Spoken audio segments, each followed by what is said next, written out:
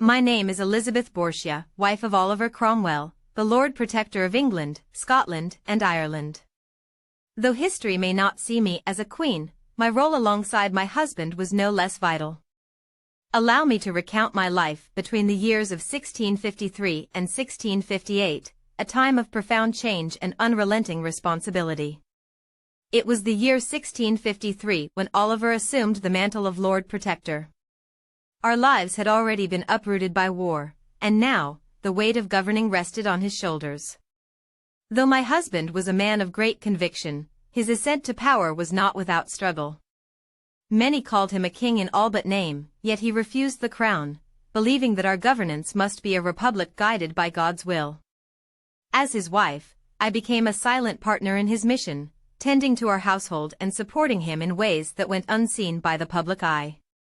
Our residence at Whitehall Palace was grand but cold, both in its physical presence and its political atmosphere.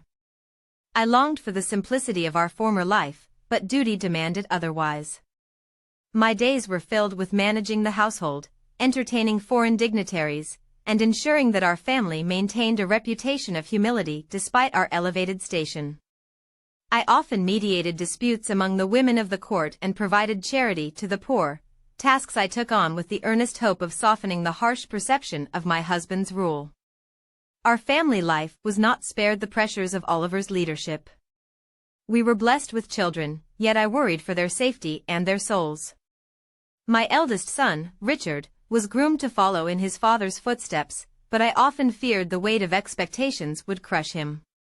Mary, my dearest daughter, married Thomas Bellasyse, and while she seemed happy, I could see the strain politics placed on her life.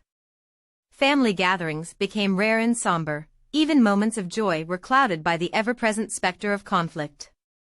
The political climate was volatile, with enemies on all sides. Oliver faced conspiracies and attempts on his life, each threat a dagger to my heart. Though he rarely showed fear, I knew the burden he carried. At night, when the palace was quiet, we would speak of his struggles. He confided in me, seeking solace and counsel. I listened, offered prayer, and reminded him that God's plan was not ours to question. My faith became my armor, a shield against the despair that so often threatened to consume us. I often pondered the nature of power and its effect on men. Oliver remained steadfast in his beliefs, but I saw how the responsibilities of leadership aged him. The weight of decisions that impacted thousands took its toll. He sought to bring stability to the nation, yet division and dissent seemed ever present. The dissolution of Parliament in 1655 was a particularly dark time. Oliver's frustration was palpable, and I felt helpless to ease his burden. In 1657, a new challenge arose when Parliament offered Oliver the crown. This proposal divided his supporters, and even within our home, tensions flared. I stood by his side as he wrestled with the decision, knowing his acceptance would alter the course of our lives forever. Ultimately, he refused, adhering to his principles. I admired his resolve, but worried about the consequences of his choice. By 1658, Oliver's health began to decline. The robust man I had married seemed to wither under the strain of his office. I cared for him as best I could, but no balm could soothe the wounds of leadership. When he passed on September 3, 1658, my heart broke. I had lost not only my husband but the anchor of our family.